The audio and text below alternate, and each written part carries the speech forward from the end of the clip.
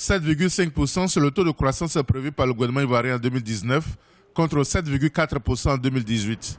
La croissance sera tirée par le secteur tertiaire, en particulier la finance et les télécoms.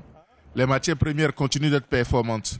Les recettes d'exportation du cacao ont atteint 389,8 milliards de francs CFA en 2018.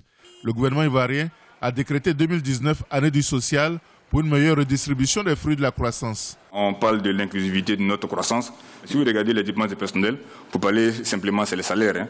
Vous passez de 900 milliards en 2012 à 1700 milliards en 2019. C'est-à-dire que ça a pratiquement doublé en l'espace de 6 ans. Pour soutenir les entreprises, en particulier les PME, petites et moyennes entreprises, le gouvernement a décidé de les exonérer du paiement de la patente pendant 5 ans après leur création.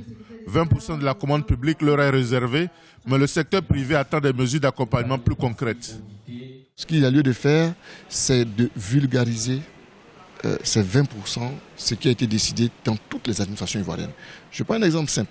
Quand vous allez dans la région de Séguéla, il faut que les 20%, le préfet comprenne qu'il y a 20% qui reviennent au PME, que les maires comprennent qu'il y a 20% qui reviennent au PME. À partir de ce moment, ces 20% auront du sens pour les petites et moyennes entreprises. Une autre bonne nouvelle pour le social, c'est la création de 7000 emplois par mois en 2019 dans le secteur formel.